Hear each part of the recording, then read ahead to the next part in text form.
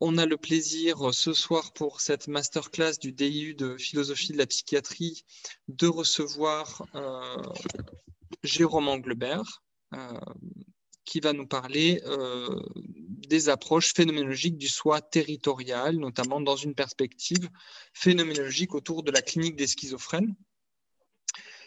Jérôme, alors pour te présenter, c'est un peu difficile parce que tu as plein de casquettes. À la fois, tu es docteur en psychologie, professeur de psychopathologie et de philosophie dans les universités de Louvain, Bruxelles et Liège. Tu as aussi une casquette de criminologue et tu travailles aussi en milieu pénitentiaire avec deux grands domaines de recherche, un qui porte sur la psychopathologie en milieu pénitentiaire et la criminologie, et de l'autre, un intérêt très fort pour l'approche phénoménologique des psychoses et en particulier de la schizophrénie. Avec, je ne sais pas si tu as mis, Jean-Arthur, les différents ouvrages, deux ouvrages en particulier autour de la criminologie qui nous paraissaient particulièrement importants, justement pour cette perspective éco-phénoménologique. Donc, l'ouvrage qui est intitulé Psychopathologie de l'homme en situation, et tout récemment, le cas Jonas, coécrit donc avec un philosophe, Grégory Corman, et qui vient juste d'être publié dans la nouvelle collection phénoménologie clinique des éditions Hermann, dont tu es le directeur de publication et qui promet plusieurs publications très, très riches et qui va renouveler un peu le champ éditorial de la phénoménologie psychiatrique francophone. Voilà, mais il y a aussi d'autres livres sur la schizophrénie et les troubles du soi en particulier. Donc, je pense que tu vas un peu mêler tous ces éléments à la fois sur la question de la situation en psychopathologie et la question du soi dans la schizophrénie. Voilà, on t'écoute, Jérôme. Merci Judy, merci à tous, merci pour l'invitation et merci pour la présentation. Tu parlais de la collection phénoménologie clinique. On pourrait ajouter qu'il y a déjà un premier très bon volume qui avait été publié peu de temps avant, que beaucoup de gens ici autour de la table connaissent, le numéro 1 de la collection. Donc je vais vous faire une présentation, je vais basculer sur mon PowerPoint en espérant que ça fonctionne, donc je vais faire ça d'emblée. Attendez, deux petites secondes, voilà, partager. Est-ce que ça fonctionne comme ça? C'est bon. Alors, là, ouais. On pourrait mettre. Là, maintenant, c'est bon. Et si je descends, on le voit aussi, parce que parfois, ça ne... Oui, là, vous voyez ça marche. Super, parfait. Merci beaucoup. Bien, donc un grand merci à tous. Je suis ravi d'être là. Enfin, sans être là, je serais plus heureux d'être vraiment parmi vous, mais c'est quand même évidemment un grand plaisir d'être là. Alors effectivement, je vais vous parler de cette idée, de cette hypothèse d'un soi territorial qui fait partie des travaux sur lesquels je me centre ces derniers mois. Alors j'ai pas mal réfléchi, j'ai pas mal discuté d'ailleurs avec Judy sur le contenu de mon intervention. Alors c'est une intervention que pour la première partie que j'ai déjà faite et une partie d'entre vous l'avait déjà entendue puisque j'avais fait une intervention relativement similaire pour la première moitié à Lausanne lors d'un colloque il y a maintenant presque 2 ans. Et c'est par contre la deuxième partie où je vais aborder plus sérieusement la question, je vais un peu anticiper le programme de la dernière semaine de formation puisque je vais m'intéresser à la réflexion thérapeutique, qui est à mon avis une question très importante en phéno parce que je crois que la lecture phénoménologique, elle peut parfois présenter le risque d'un phénoménologue, d'un clinicien qui contemple un objet merveilleux qui est le phénomène clinique, le patient, et au fond a parfois des difficultés à justifier des méthodes d'action pour pouvoir entrer en contact. C'est en tout cas historiquement, c'est probablement une série de tâches aveugles de la perspective phénoménologique. Alors évidemment, il y a beaucoup d'exceptions à ce que je dis, mais je pense que ça fait partie. Il n'y a pas longtemps, Giovanni Fengelini disait que c'était probablement le grand défi de la perspective phénoménologique des prochaines années, et je crois que c'est assez vrai, ça fait en tout cas partie des grands défis, c'est celui de penser la thérapie. Et je crois aussi d'arriver peut-être à penser l'espace. Enfin, moi, j'étais évidemment très sensible au thème de la formation. Et quand on m'a demandé pour parler de la question d'une éco-philosophie ou d'une éco-psychopathologie ou la question du soi, puisque c'est des questions qui sont fort importantes pour moi. Et effectivement, notamment parce que je les traite à partir de certains environnements comme celui de la prison. Et j'y viendrai d'ailleurs dans la dernière partie de mon intervention. Alors, pour commencer, quelques éléments un peu de contextualisation. Et d'abord, cette citation de Digan que vous connaissez peut-être, que je trouve vraiment très, très heureuse et qui va tout de suite nous mettre dans le corps du propos. Alors qu'avant d'être diagnostiqué, j'étais considéré comme une personne à part entière. Après avoir été diagnostiqué, c'était comme si les professionnels mettaient une paire de lunettes déformée à travers laquelle il me voyait comme fondamentalement malade et brisé. Il semblait que tout ce que je faisais était interprété à travers la lentille de la psychopathologie. Par exemple, quand j'étais jeune, ma grand-mère disait que j'avais la bougeotte. Maintenant, dans un hôpital psychiatrique, j'étais agité. Je n'ai jamais beaucoup pleuré en grandissant, mais après le diagnostic, on m'a dit que j'avais un affect émoussé. J'ai toujours été calme, timide et introverti. Maintenant, j'étais sur mes gardes suspicieuses et j'avais des traits autistiques. Et dans une double contrainte classique, si je protestais contre ces interprétations pathologisées de moi-même, c'était une preuve supplémentaire que j'étais schizophrène parce que je manquais de lucidité, d'insight. Bien que j'ai été gravement désarçonné, je sentais toujours qu'au fond de moi, j'étais toujours Pat. Cependant, les professionnels et plus tard ma famille et mes amis semblaient avoir oublié Pat et s'intéresser désormais davantage à la schizophrénie.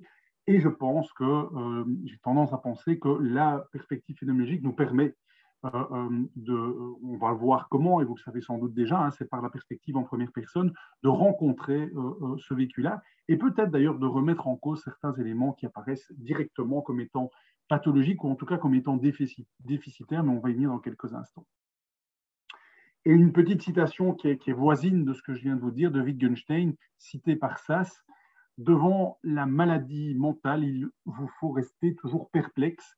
La chose qui me ferait le plus affreusement peur si je devenais fou, ce serait que vous adoptiez l'attitude du bon sens, que vous puissiez tenir pour acquis que je délirais. Alors, deux situations cliniques très brèves que je vais évoquer avec vous, de manière ici à plutôt à nous donner une sorte d'atmosphère pour le développement de ma réflexion. D'abord celle de Paul qui a 34 ans, et c'est d'abord à son travail, il est employé de bureau, qu'il commence à s'interroger en profondeur sur son rapport au monde. Ces interrogations fondamentales l'angoissent beaucoup, mais il dit ne pas pouvoir s'en départir. Il se doit de se poser ces questions qui ont une importance considérable aux yeux de l'humanité, dit-il. Son rapport au monde et aux choses change depuis qu'il a cet épisode. Il confie, depuis ce premier épisode de décompensation, qu'il peut d'ailleurs parfaitement situer dans le temps, ne plus être le même, être un être beaucoup plus profond. Et on partira de cette hypothèse, si vous voulez bien, c'est de l'idée d'un certain rapport de profondeur de la personne schizophrène alors particulièrement à sa réflexion, en tout cas dans un premier temps. On va y venir. Alors, deuxième cas, Jeanne a un fils diagnostiqué schizophrène. Alors, elle est elle-même proche de la schizophrénie. Elle aura plutôt ce qu'on appellera une personnalité schizoïde. Elle a 55 ans, elle ne travaille pas et parvient, sans que l'on ne comprenne trop comment elle s'en sort financièrement, à vivre entre son appartement à Bruxelles et une grande villa en Espagne qu'elle appelle son château. Et donc là, vous comprenez bien qu'il s'agit donc d'une dame qui habite un château en Espagne. Sa vie entière est rythmée par ses va-et-vient entre la Belgique et l'Espagne. Lorsqu'elle vient à mes entretiens, enfin à nos rendez-vous, ce qui est au fond très aléatoire, elle vient à peu près une fois sur deux, elle se dit très intéressée de parler de sa subjectivité et de ses sensations. C'est selon elle l'unique raison qui fait qu'elle continue à venir nous voir. Elle continue à venir nous voir car, pour la première fois, dit-elle, on lui parle de quelque chose qui la concerne vraiment. Elle dit se retrouver pleinement dans mes propos lorsque je lui explique que certaines personnes font état d'une perte de l'évidence naturelle des choses, du monde. Et elle précise pour moi, traverser la rue est bien plus difficile que pour tout le monde, car à chaque instant, je me pose toutes les questions qu'il est possible de se poser. Je m'interroge sans cesse. Je passe ma vie à m'interroger. Alors, ce qui m'intéresse dans ce cas-ci, et c'est plutôt la deuxième partie de ma réflexion qui ira là-dessus, en tout cas, je reviendrai plutôt sur des cas proches de ceux de Jeanne plus tard dans mon exposé, c'est cette idée vraiment de convoquer la question de la spatialité et presque, j'ai envie de dire, du voyage, ici, chez la personne schizophrène ou schizophrène apparentée. Alors, le plan de l'exposé que je vous propose est le suivant. On va d'abord réfléchir dans une lecture au fond assez classique de la perspective phénoménologique à ce qu'on appelle la perspective en première personne et l'étude de l'anomalie des expériences du soi. Et je vous parlerai d'une échelle que vous connaissez, qui est l'échelle Ease. J'en déduirai des perspectives théoriques sur ce qu'est le vécu schizophrénique, comment, grâce à Ease, on peut le catégoriser. Et on verra aussi d'ailleurs qu'on a créé Ease à partir des hypothèses qu'on avait sur le vécu schizophrénique. Donc il y a quelque chose d'un peu tautologique d'une certaine manière de ce point de vue-là, mais c'est le cas évidemment de nombreux outils.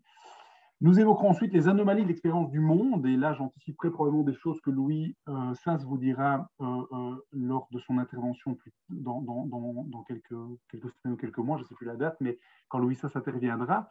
Et je glisserai là entre ce paradigme de l'expérience du monde, qui est toujours un paradigme narratif, où on demande au sujet de se raconter, et je montrerai au fond certaines limites à la capacité de se raconter, et je glisserai vers une réflexion sur la notion de territoire, qui est une réflexion fort importante pour moi, et je convoquerai à ce moment-là les travaux du philosophe Gilles Deleuze.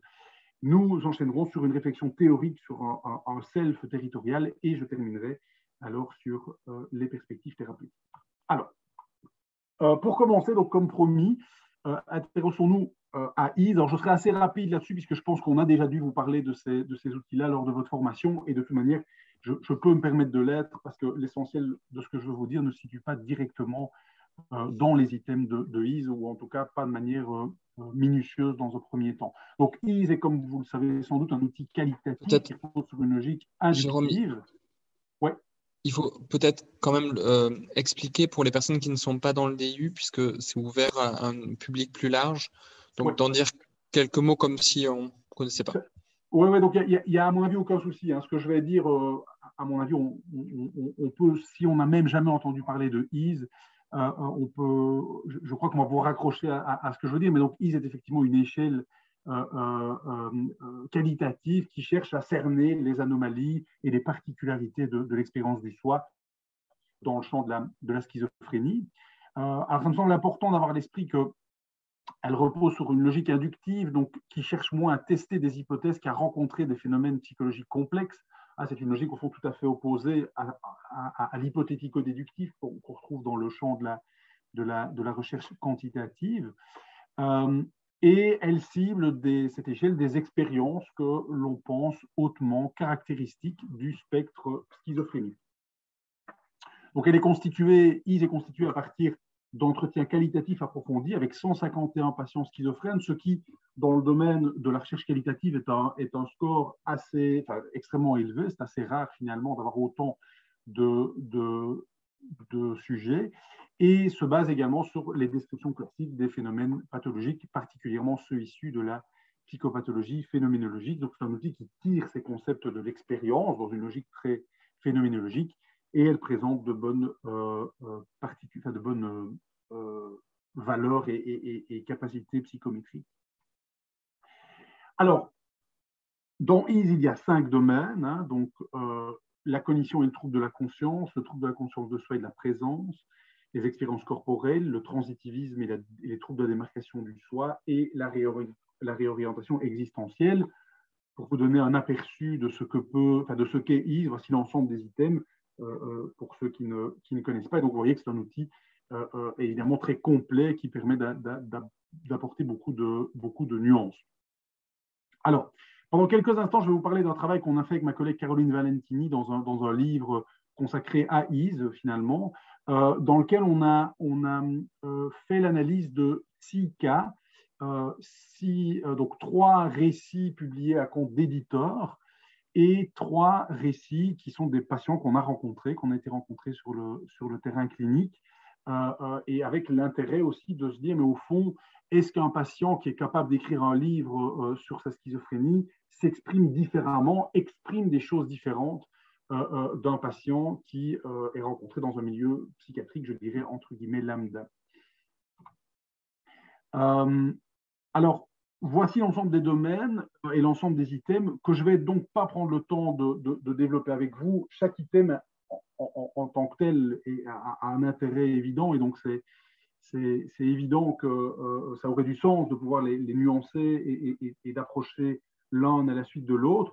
Je vais simplement évoquer avec vous les items qui me semblent absolument fondamentaux de l'expérience et tout à fait caractéristiques de l'expérience schizophrénique, aussi parce que je reviendrai dessus par après, et notamment dans le domaine 2, les troubles de la conscience de soi et de la présence. Je vais développer avec vous quelques instants, définir au fond avec vous et vous donner un exemple de l'hyperréflexivité ou de la réflexivité accentuée et de la perte du sens commun ou de la perplexité ou du manque d'évidence naturelle dont je parlais déjà un peu tout à l'heure.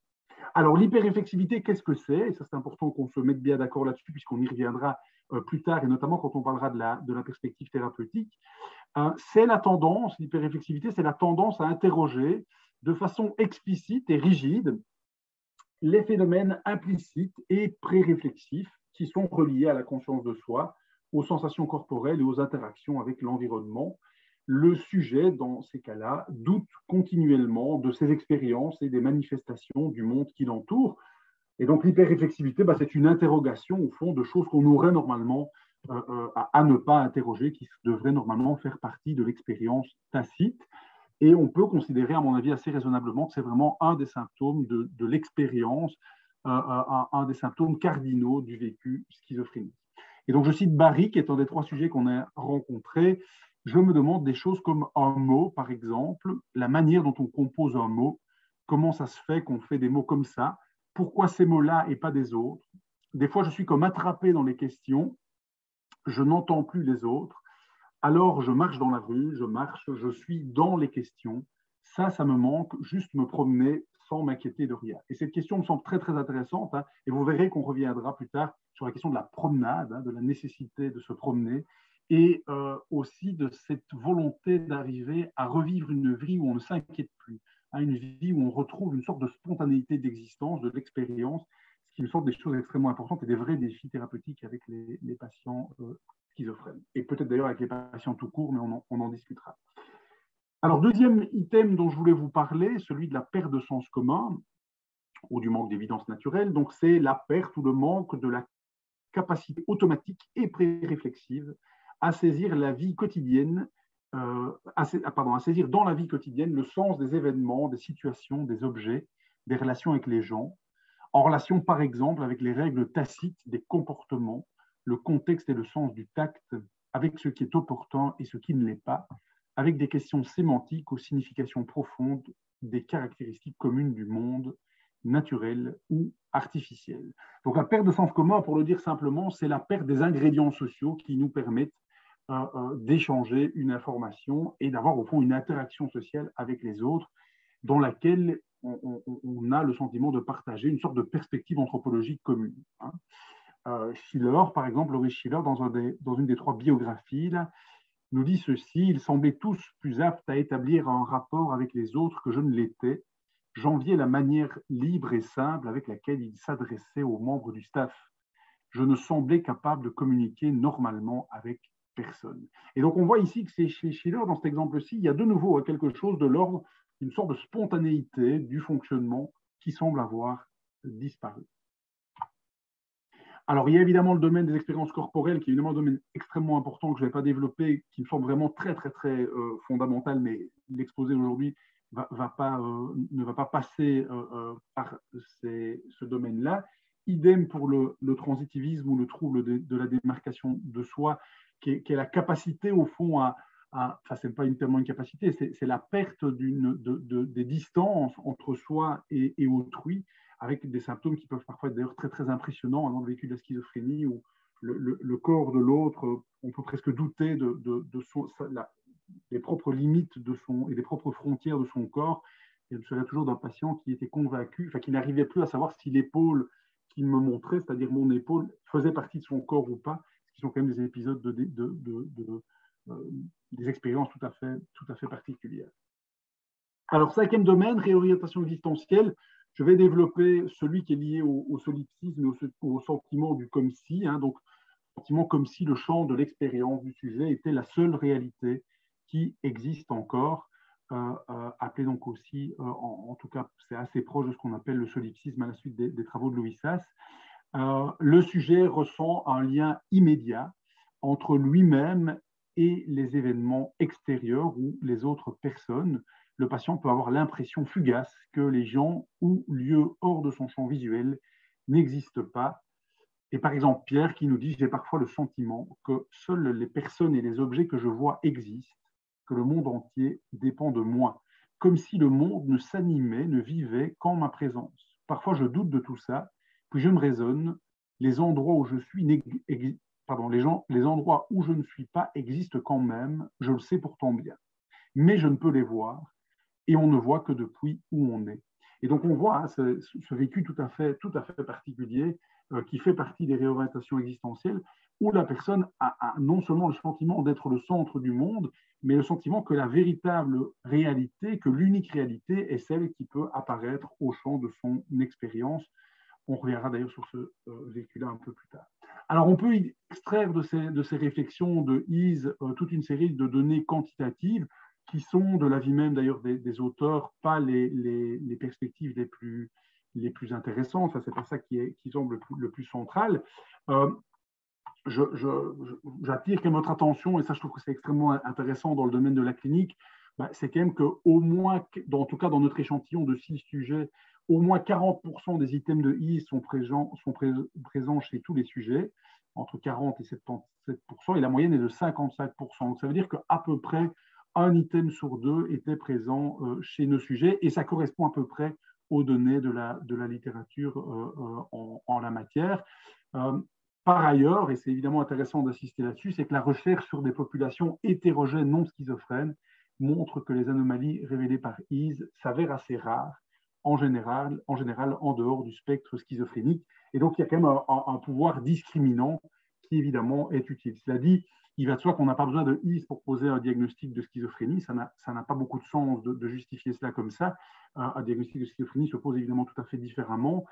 Mais par contre, pour comprendre la personne en face de nous, un diagnostic ne suffit pas. Et là, évidemment, avec IS, évidemment, tout l'intérêt de IS, c'est pouvoir rentrer dans la complexité de l'expérience du sujet. Et puis, vous voyez qu'il y a des items beaucoup plus présents que d'autres, mais je ne vais pas détailler ces éléments-là ici. Alors, dans la lignée des propositions de Sas, Louis Sas a beaucoup insisté sur le fait que l'esprit schizophrénique était au fond un esprit moderne, qu'il y avait une sorte de proximité entre l'expérience schizophrénique et l'expérience moderne, et toute une série de représentations artistiques. Et il faut quand même bien reconnaître que quand Magritte nous dit « ceci n'est pas une pipe » ou qu'il nous montre un tableau qu'il nomme de manière assez élégante la condition humaine, on aurait presque pu, à la suite de ça, l'appeler la condition schizophrénique. C'est assez intéressant puisqu'il nous montre tout ce vécu. Alors, il semble mettre en évidence ce vécu d'hyper-réflexivité, cette interrogation métaphysique du monde qui est centrale, comme je l'ai évoqué, dans la schizophrénie, et une sorte de condition tout à fait particulière qui consiste à douter quant à savoir si la réalité que l'on voit est la réalité concrète ou est celle du monde de la représentation. C'est évidemment intéressant, et c'est à mon avis intéressant de pouvoir travailler aussi avec les œuvres d'art. Moi, je travaille beaucoup avec les œuvres d'art avec mes patients pour pouvoir les aider à cerner ces expériences-là, parce que c'est une des difficultés, on y viendra, mais c'est une des difficultés, c'est qu'il y a évidemment beaucoup de patients qui, et pas que des patients d'ailleurs, il y a aussi beaucoup de cliniciens qui n'ont pas toujours accès à ce type de connaissances ou n'arrivent pas à les verbaliser de manière aussi fine. Et les œuvres d'art permettent parfois de gagner beaucoup de temps, et parfois d'ailleurs de rencontrer des phénomènes de l'ordre de la sensation qui sont parfois plus justes que les mots, puisqu'on parle évidemment ici de phénomènes qui vont parfois se situer à la limite du dissible, à la limite du langage, me semble-t-il. Alors, Giorgio De Chirico qui peint, qui semble mettre en évidence ce manque d'évidence naturelle, comme si subitement cet environnement pouvait apparaître comme étant lugubre, comme si justement ce vécu de spontanéité dans cette rue pouvait en partie être discuté. Alors, une toute autre analogie, celle que l'on peut faire avec Truman Show. Hein. Tantôt, quand je vous ai décrit ce phénomène de solipsisme, hein, cette tendance à interroger le monde, plutôt à se dire que le monde n'est que celui qui s'anime sous nos yeux. C'est un peu comme si j'étais en train moi-même, là maintenant, de me dire que la seule chose qui pourrait concerner l'expérience se situe ici et que le monde s'animera une fois que je franchirai la porte de mon bureau et que j'irai dans d'autres pièces de ma maison. C'est exactement ce que vit Truman. Alors, ce n'est pas du tout certain que le réalisateur, c'est même assez probable qu'il n'ait pas voulu faire un film sur la schizophrénie, sur la folie, mais c'est au fond un extraordinaire film sur l'expérience de solipsisme et sur ce vécu tout à fait particulier. Et d'ailleurs, une fois que Truman se rend compte que ce monde est un monde qui s'anime pour lui, hein, il y a des scènes assez cocasses où on voit qu'il repère des gens qui tous les jours passent à la même heure, ou bien il va arriver dans des parties d'un bâtiment où il n'était pas prévu qu'il aille, et là il tombe dans les coulisses, etc. Et à partir de là, Truman ne va cesser d'interroger le monde dans lequel il est, et jusqu'à un final d'ailleurs tout à fait extraordinaire, qui est d'ailleurs assez intéressant d'un point de vue en termes de perspective thérapeutique. Toujours des Quérico sur la question de la spatialisation de l'expérience, sur Bacon sur la question du corps et de ce transitivisme dont on parlait brièvement tout à l'heure. Simplement, ces remarques-là pour simplement vous dire qu'il y a quelque chose de l'ordre de la sensation qui se passe aussi à travers le vécu schizophrénique. Et moi, je travaille beaucoup, donc, comme je vous le disais tout à l'heure, avec les patients schizophrènes à travers certains objets d'œuvres d'art, soit des objets qui produisent eux-mêmes, soit des œuvres d'art que je leur montre sur l'écran d'un ordinateur. Et c'est souvent assez intéressant parce que ça ouvre souvent au dialogue de manière parfois bien plus intéressante que de longs entretiens où les patients schizophrènes ont parfois un peu tendance à se perdre, en tout cas dans certains cas. Alors, que disent les patients quand on leur administre Ease? Alors, évidemment, je cite les patients qui disent des choses tout à fait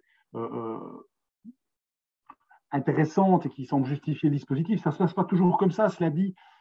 Et je pense que j'ai beaucoup de collègues ici qui pourront aussi en attester, c'est que c'est assez bluffant hein, quand on utilise des outils comme Ease, ou en tout cas quand on utilise les items et les concepts de Ease et de la psychopathologie phénoménologique. C'est assez impressionnant comme il y a un véritable intérêt de certains patients et de nombreux patients schizophrènes, me semble-t-il, parce qu'on a vraiment l'impression de toucher à leur vécu subjectif.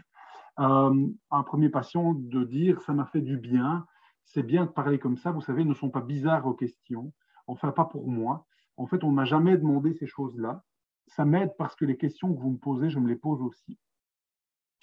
Deuxième patient, qui est un patient qui m'aura toujours beaucoup impressionné parce qu'il était dans le champ de la psychiatrie depuis de très nombreuses années, je pense depuis plus de 20 ans, et qui était tout à fait anosognosique, hein, donc qui refusait tout à fait le diagnostic de schizophrénie.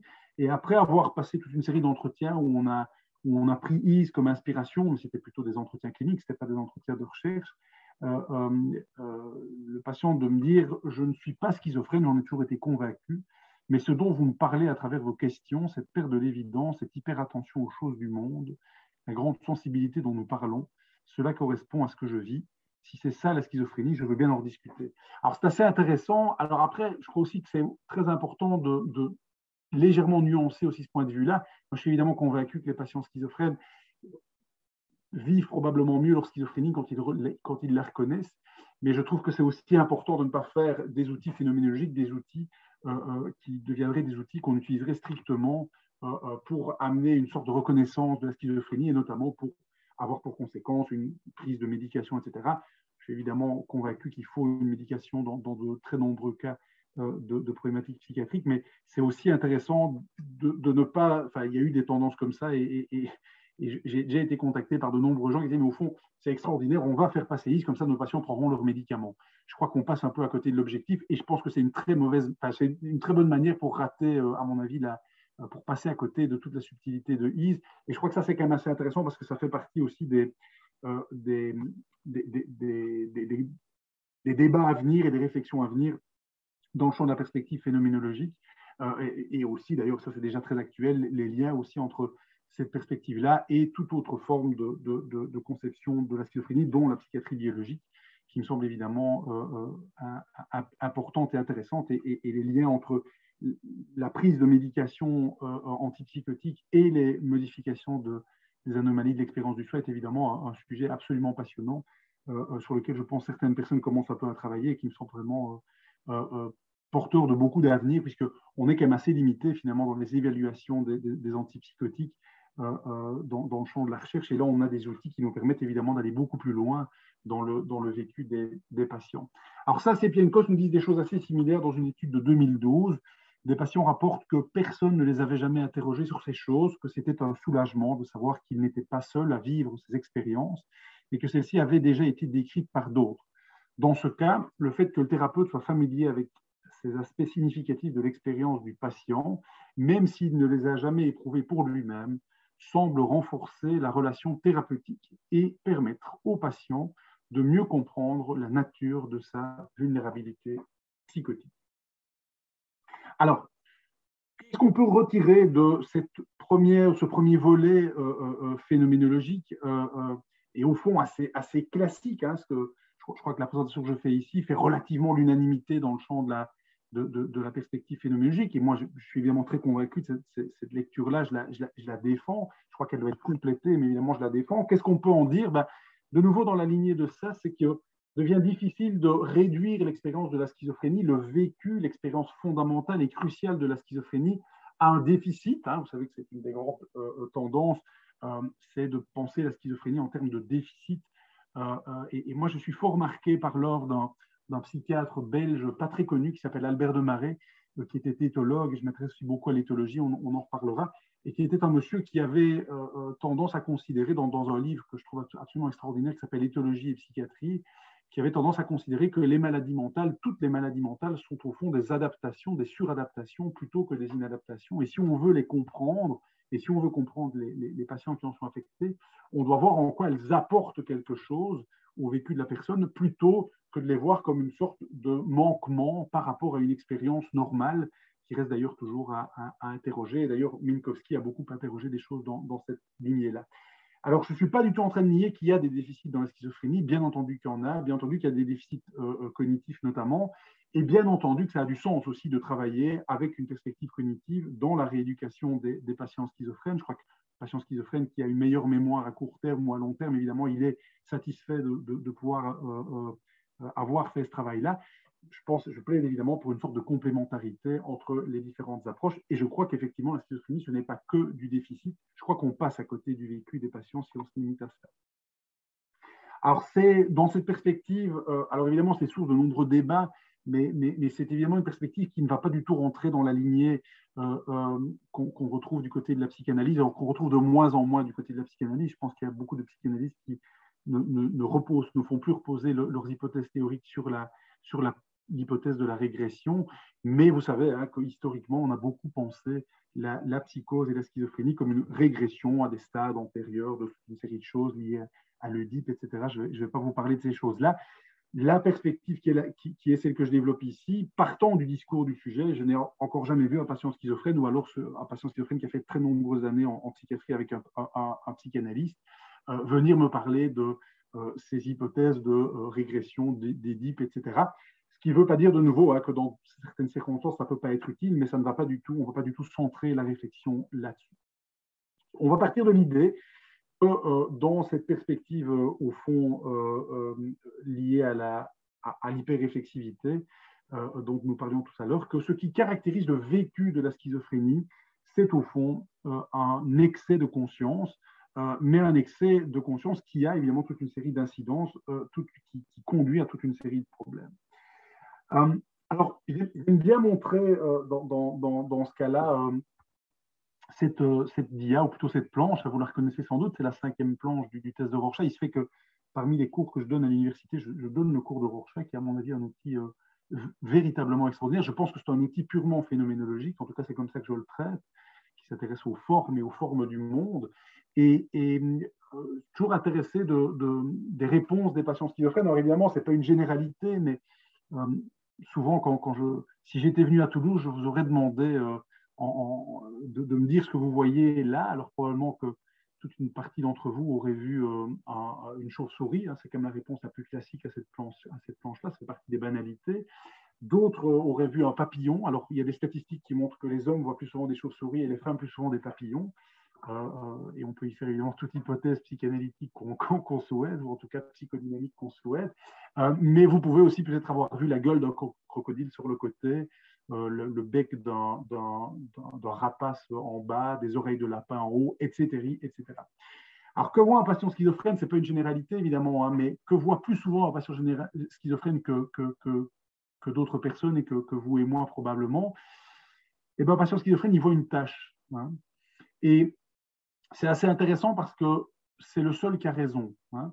Ce qui veut donc dire que le schizophrène est celui qui voit juste et les autres, c'est-à-dire nous, sommes ceux qui voyons différemment. Alors vous comprenez très vite pourquoi. Hein. C'est parce que vous compreniez qu'il y avait une sorte de pacte implicite entre nous où je vous demandais ce que ça pourrait être et non pas ce que c'était réellement. Hein. Repensez à la peinture de Magritte de tout à l'heure sur la condition humaine. Et donc, vous voyez que le patient schizophrène, il reste collé au réel, et au fond, il n'arrive pas à nous dire autre chose que le fait que c'est une tâche, c'est-à-dire autre chose que le réel. Donc, le schizophrène n'est peut-être pas celui qui voit si mal que ça. Moi, je ne pense pas du tout que le centre du vécu schizophrénique, ce soit par exemple l'hallucination. Il y a des hallucinations, il peut y en avoir, mais le contact avec le monde, il est, à mon avis, tout à fait la perception du monde, au sens merleau-pontien, à mon avis, elle est très, très différente du vécu hallucinatoire. Et donc, que disent les patients? Voilà une série de patients présentant une schizophrénie au test de Rorschach, donc Karim notamment, qui répète à chaque plan « Je ne suis pas fou, donc je ne saurais pas voir des choses », ce qui est quand même une phrase extraordinaire. Jean qui répond à chaque planche une tâche, en prenant le temps de décrire minutieusement cette tâche, hein, donc en pensant que je lui demande vraiment de me décrire les objets que je lui montre. Tom dit à l'enquête « Je ne suis pas certain de voir ce que je vous disais tout à l'heure. Je me rends compte que ça ne s'y trouve pas. Lorsque j'y réfléchis en profondeur, je me rends compte que ce test n'a pas de sens, qu'il n'y a que des tâches. » Jean-François, à la fin du test, vous savez, je n'ai véritablement rien vu de ce que vous m'avez montré. Il y a quand même un problème dans votre test, il y a une absurdité, dit-il en riant. Et donc avec ça, on peut émettre cette hypothèse qu'il cite dans Madness and Modernism, donc dans ce fameux livre où il fait le lien entre la folie et la modernité, la pensée moderne et l'art moderne. Et si la folie, du moins dans certaines de ses formes, dérivait d'une intensification plutôt que d'un affaiblissement de la conscience et d'une aliénation non pas de la raison, mais des émotions, de l'instinct, du corps. Ou encore cette phrase de Chesterton que j'aime vraiment beaucoup, que je cite très souvent, « Le fou n'est pas l'homme qui a perdu la raison, le fou est celui qui a tout perdu, excepté la raison. » Et donc, je trouve qu'elle est vraiment très, très intéressante, cette phrase de Chesterton, et Chesterton qui était un poète, qui n'était pas du tout psychiatre, mais en quelque sorte avant-gardiste de cette réflexion-là, et qui nous montre que se centrer sur la raison du fou est vraiment une erreur, parce qu'au fond, son problème, c'est peut-être tout le reste, hein, ce qui semble évidemment assez intéressant, assez séduisant. Alors, le modèle qui fait autorité, et qui semble faire toujours autorité à l'heure actuelle sur la scène internationale, c'est un modèle formulé au début des années 2000 et repris à quelques reprises, mais qui reste sensiblement le même. C'est le trouble, repose sur l'hypothèse, donc c'est un modèle mis en évidence par Sass et Joseph Parnas, Louis Sass et Joseph Parnas, qui propose que le trouble fondamental de la schizophrénie repose sur une perturbation du self de base, qu'on appelle aussi le trouble de l'ipséité, et que cette perturbation du self, hein, donc du sentiment d'être soi-même, reposerait sur trois grandes tendances, sur trois grandes expériences. Alors d'abord deux, et finalement ils en ajoutent une troisième, et ça me semble assez juste d'ailleurs d'ajouter cette troisième dimension. Donc d'une part, l'hyperréflexivité, que je ne vais donc plus définir, hein, mais l'hyperréflexivité qui est cette tendance à interroger sur un mode explicite et réflexif, un vécu précisément que nous avons tous la chance de vivre de manière pré-réflexive et de manière implicite, à cette idée de se dire, mais au fond, pourquoi est-ce que là, je suis présent avec mon corps ici dans cette pièce? C'est une question qu'on se pose un peu plus souvent d'ailleurs en ce moment quand on est en visioconférence, mais il n'empêche que dans l'expérience sociale, c'est un vécu, c'est une interrogation évidemment tout à fait problématique, et c'est une interrogation qui est sensée, qui est exacte, mais c'est un phénomène qui est normalement habité, alors qu'on peut évidemment s'interroger sur ces questions-là à certains moments clés d'existence, mais pas de manière aussi fondamentale et aussi incontrôlée que ne le vit le sujet schizophrène. Alors, deuxième grande thématique, c'est deuxième axe de l'IDM, c'est le sentiment de soi diminué, donc le déclin dans l'expérience du sentiment d'exister en tant que sujet conscience, qu'on appelle aussi dans le domaine de l'embodied cognition, l'ownership, et d'être agent de ses actions, hein, donc ce qu'on appellera l'agency. Donc c'est cette difficulté, au fond, cette perte du sentiment d'être donc autant le sujet qui est conscient de ce qu'il est en train de produire, mais aussi qui est conscient d'être le propre acteur, le propre agent des actions qu'il produit. Et enfin, troisième dimension qui est évidemment très importante et qui va nous intéresser, puisqu'on s'intéresse à la dimension écologique du sujet et qui va beaucoup m'intéresser par la suite, c'est la perturbation de l'adhérence au monde, c'est la perte d'accroche à l'environnement, au monde social, qu'on retrouvera grosso modo du côté du concept d'inaction, qu'on trouve notamment chez un auteur comme Varela.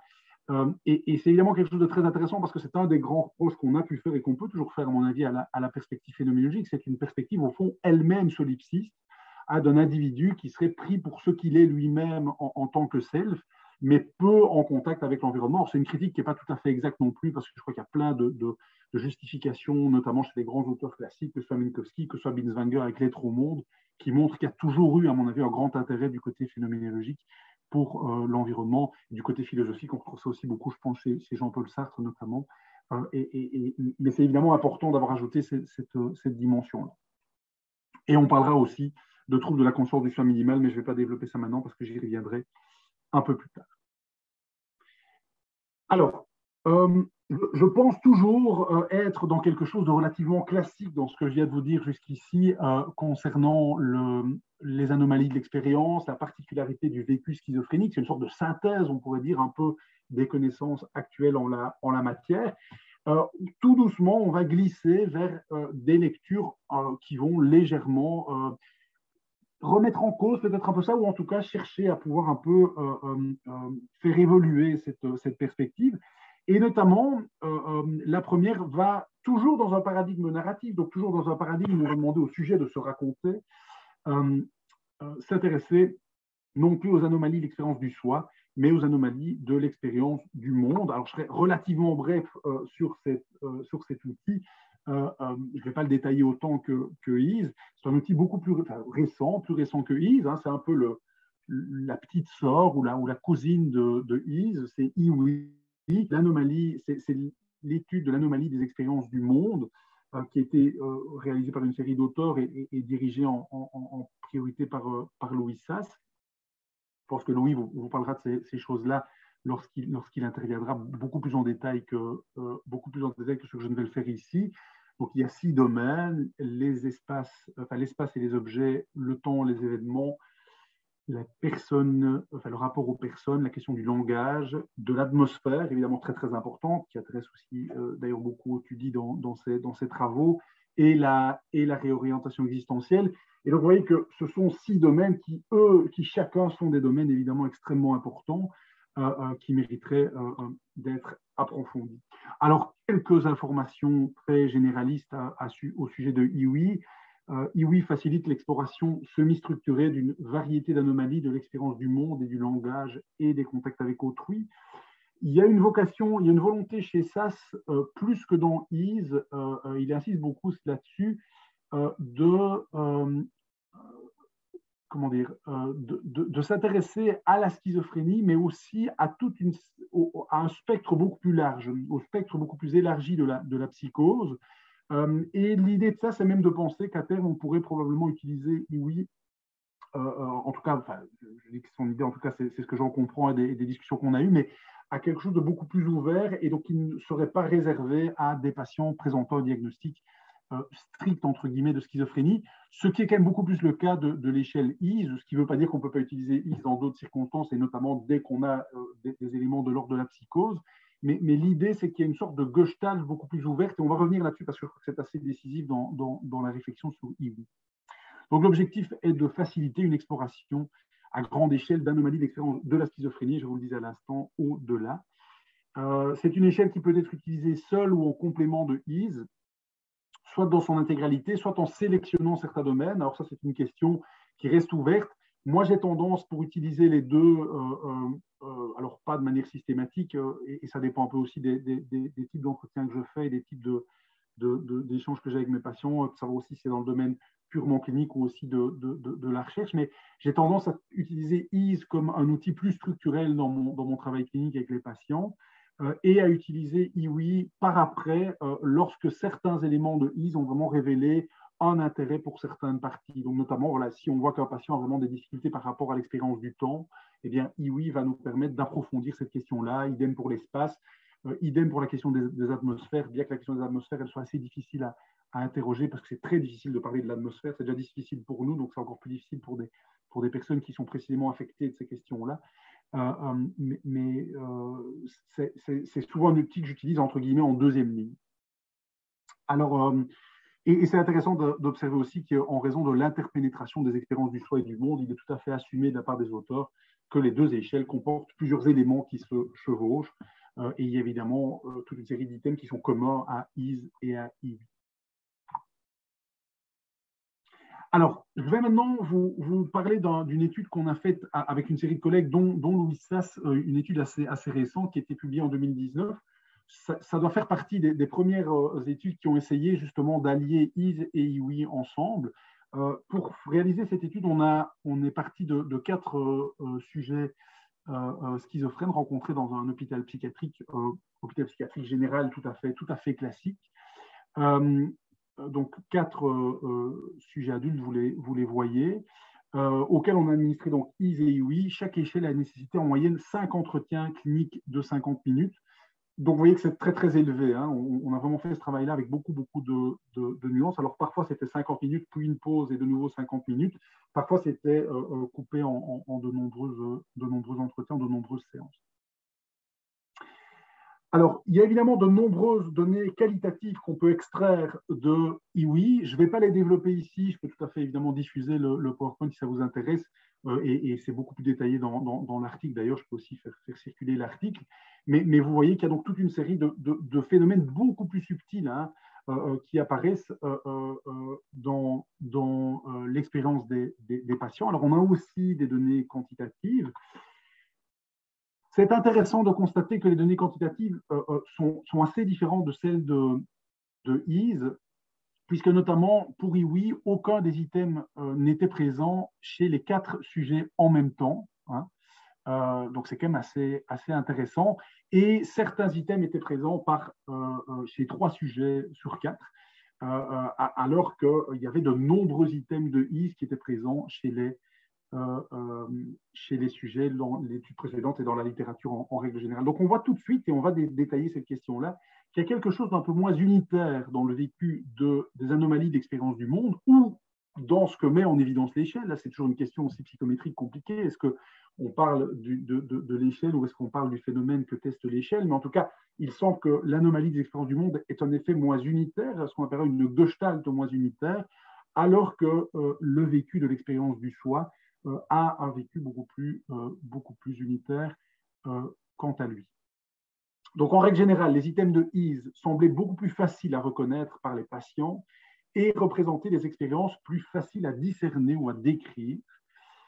On dira donc que les expériences révélées par IWI pourraient prendre des formes plus spécifiques, je vous le disais à l'instant, à chaque sujet, alors que l'expérience du soi, mise en évidence par EASE, pourrait représenter une gestalt qui est plus cohérente, plus unitaire, dont les anomalies seraient plus facilement identifiables. Alors, petit schéma qu'on avait proposé, alors finalement qu'on n'a pas mis dans la publication, mais qu'on avait construit à ce moment-là, de manière très, très schématique et caricaturale, mais je trouve que c'est quand même assez intéressant, ça nous permet de nous représenter les choses avec un certain visuel. Il nous semblait qu'on pouvait mettre en évidence que le self repose sur une logique centripète et centrifuge, donc que cette logique centripète, donc, qui est un mouvement tourné vers l'intérieur, semblaient incarner les anomalies de l'expérience du soi et l'expérience du soi. Et donc, ça semblait assez cohérent, évidemment, qu'il y ait une sorte de ramassage sur le noyau de la personne, et donc qu'il y ait une sorte d'unité plus grande dans le vécu de la schizophrénie. Et les anomalies de l'expérience du monde reposaient, quant à elles, nous semble-t-il, sur des logiques plutôt centrifuges, qui ont tendance à sortir du noyau, à s'extraire du centre, à fouiller le centre, et ce qui nous semblait justifier, au fond, le fait qu'elles apparaissent moins cohérentes entre les sujets, ou en tout cas moins superposables d'un sujet schizophrène à l'autre. Alors, dans cette étude, et on va vraiment glisser sur à quoi je veux en arriver avec vous et sur la question du territoire, on va y arriver tout doucement. On a beaucoup réfléchi à l'idée d'ajouter AIS et AIWI. Alors, c'est des choses sur lesquelles on réfléchit déjà depuis longtemps. Et enfin, moi, c'est quelque chose qui m'a toujours beaucoup intéressé et beaucoup fait réfléchir. Je vous disais que je m'intéressais à l'éthologie, à l'ajout d'une dimension d'observation aux échelles IS et IWI. Alors, avec tout le paradoxe, puisqu'on est ici avec une échelle en première personne, qui s'intéresse au vécu renvoyé par le patient, il va de soi que l'observation, c'est de la troisième personne, on est en extérieur, et donc ça pose de nombreuses questions, y compris épistémologiques et théoriques, et j'ai presque envie de dire presque éthiques, dans la démarche qu'on a avec le patient. Mais je pense que, alors, en tout cas, ça nous sautait beaucoup plus aux yeux dans IWI que dans IS. Cela dit, vous allez voir que l'exemple que je prends est un exemple tiré de IS. Et on en est arrivé à l'idée, et j'ai tendance à continuer à penser, et j'ai eu il y a très peu de temps une discussion avec Guilherme Messas, notre collègue brésilien, qui était vraiment d'accord sur cette dimension-là, sur ce que je proposais par rapport à ça. C'est qu'un des défis futurs de la psychopathologie phénoménologique est probablement d'intégrer des observations cliniques éthologiques dans des études axées sur la perspective en première personne. Alors, pourquoi ? Eh bien, parce que si on prend un item tout à fait central, un truc que je vous ai détaillé tout à l'heure, celui de la perte de sens commun, eh bien, on se rend compte en fait que cette question d'observation marche évidemment très bien. Parmi les 4 sujets qu'on a rencontrés, seul Pascal, lorsqu'on l'interrogeait en première personne sur ce vécu d'une perte de sens commun, il n'y a que Pascal qui a révélé des difficultés liées au sens commun, qui disait oui, moi, c'est un vécu qui me concerne. Et pourtant, il était évident, dans le contact clinique qu'on avait avec ces patients-là, alors on a pris le temps, puisque comme je vous dis, on a fait 5 interviews de 50 minutes, donc c'est des patients qu'on a vus plusieurs fois pendant tout un temps, et c'est quand même la plupart du temps ce qui se passe dans la relation clinique, c'est des patients qu'on voit souvent pendant très longtemps. Eh bien, il était évident qu'ils étaient touchés par cette pathologie du sens commun, par cette perte de sens commun, qui est probablement pathognomonique en partie, en tout cas, de l'expérience schizophrénique, en tout cas tout à fait centrale. Et ça nous semblait tout à fait troublant, quand on avait en face de nous un patient qui disait, mais lui, il a un exemple de trouble du sens commun, et quand on l'interrogeait sur l'item, il disait, ah non, moi, pas du tout, ça ne me concerne pas, j'ai rien à voir avec ça. Des autres items, oui, mais pas ceux-là. Et ça, c'est évidemment très intéressant parce que ça montre une distance qui va beaucoup m'intéresser et sur laquelle je vais reposer la suite de mon exposé, sur cette distance entre le discours que l'on porte sur le vécu et le vécu, l'expérience de la vie elle-même. Et ça, c'est à mon avis une question extrêmement importante. Les expériences de soi et du monde sont donc souvent, et nous le savons, difficiles à verbaliser. Beaucoup n'ont peut-être pas été traduites en mots avant l'entretien. De nombreux cliniciens d'ailleurs, et sûrement si parmi vous, il y en a qui ont découvert les outils phénoménologiques récemment, vous vous dites que ça faisait longtemps, pendant longtemps, vous avez travaillé avec les patients sans connaître ces véhicules-là. Et donc, de très nombreux cliniciens ne connaissent pas ces expériences-là. Donc, c'est bien logique que de nombreux patients aient du mal eux-mêmes à les verbaliser. Et je citerai Parnas dans IS qui nous dit « Beaucoup de ces expériences sont de nature pré-réflexive. Elles ne font pas l'objet d'une attention thématisée, mais constituent plutôt l'arrière-fond général de la conscience. » Et en 2014, Elisabeth Pienkos, qui est donc une prof américaine qui a fait sa thèse chez Louis Sas, dans un travail qui est en fait son travail de thèse, elle observe une gestalt, une forme sous-jacente à la schizophrénie qu'elle nomme unmooring of the world, donc désamarrage du monde, c'est difficile à traduire, une sorte de perte d'ancrage au sens commun, qui est très proche, hein, donc cette pathologie du sens commun, et elle précise qu'il est possible que ce désamarrage ait été présent chez les sujets de son étude dans la forme de leurs réponses et non dans le contenu de celle-ci. Ça me semble évidemment extrêmement passionnant à mettre en évidence. Je la cite, sans une connaissance implicite relative au sens commun, de ce qui correspond à une expérience ordinaire et de ce qui pourrait être inhabituel ou étrange, un sujet peut être dans l'incapacité de cataloguer ou de discuter d'expériences particulièrement inhabituelles.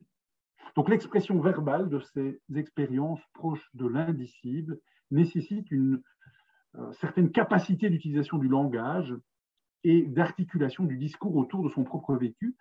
Et vous voyez ici évidemment que ça devient très très compliqué parce que en disant ça, ça veut dire qu'on postule ce vécu-là chez le patient et que très rapidement, sans s'en rendre compte, on peut évidemment quitter la perspective en première personne et représenter ce risque de faire vivre aux patients une expérience qui n'est plus celle qu'il nous dit et de perdre tout ce bénéfice d'écouter les patients dans ce qu'ils sont en train de vivre. Donc il y a évidemment l'acquis de cet ajout de la perspective d'observation en troisième personne doit toujours être interrogé et nuancé par la nécessité, à mon avis, tout à fait fondamentale de conserver aussi cette perspective en première personne, sans quoi, ou sinon, on retombe dans des postures cliniques et diagnostiques où on ne laisse plus la place aux patients de s'exprimer et on perd évidemment tout cet apport de la perspective phénoménologique.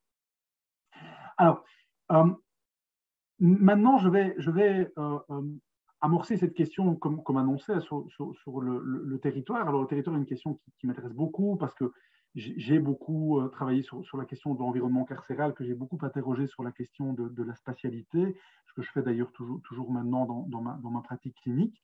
Je l'ai aussi beaucoup interrogé du côté de la schizophrénie. Et ce qui me semble intéressant avec le territoire, c'est qu'il nous offre une possibilité, tout doucement, et maintenant je vais vraiment consacrer la fin de mon exposé à cela, une possibilité de quitter ce paradigme du discours, ce paradigme narratif, et de nous donner des possibilités, selon moi, toujours très phénoménologiques. Alors là, on pourra en discuter, savoir si on quitte aussi la phénoménologie. Je ne crois pas, même si je me référerai à Deleuze, qui n'est pas phénoménologue, mais je crois que ce que je vais en faire, c'est une forme de phénoménologie.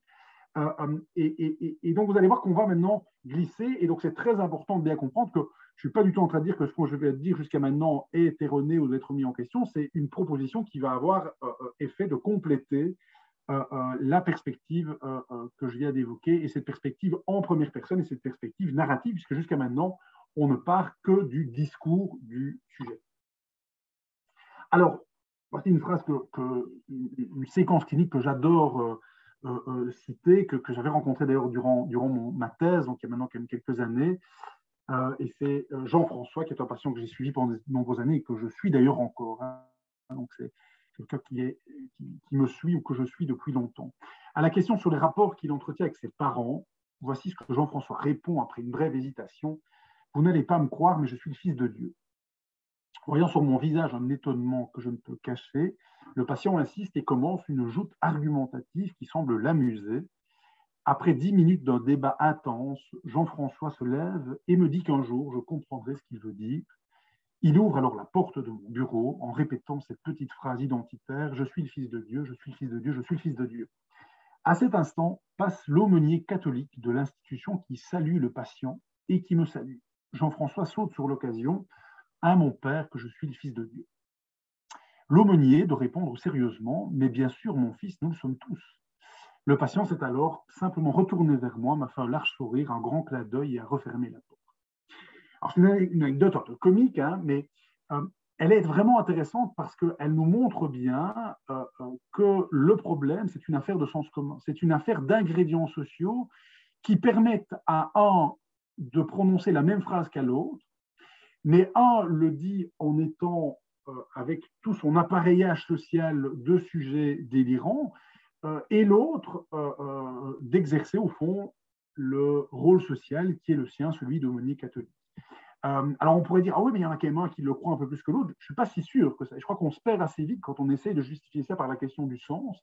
Et je pense que la moins mauvaise manière de comprendre cette distance entre les deux protagonistes de cette scène, ou deux des trois protagonistes de cette scène, c'est la question du sens commun, ce qui nous montre bien que la pathologie n'est pas la schizophrénie n'est peut-être moins une pathologie du sens, mais bien une pathologie du sens commun.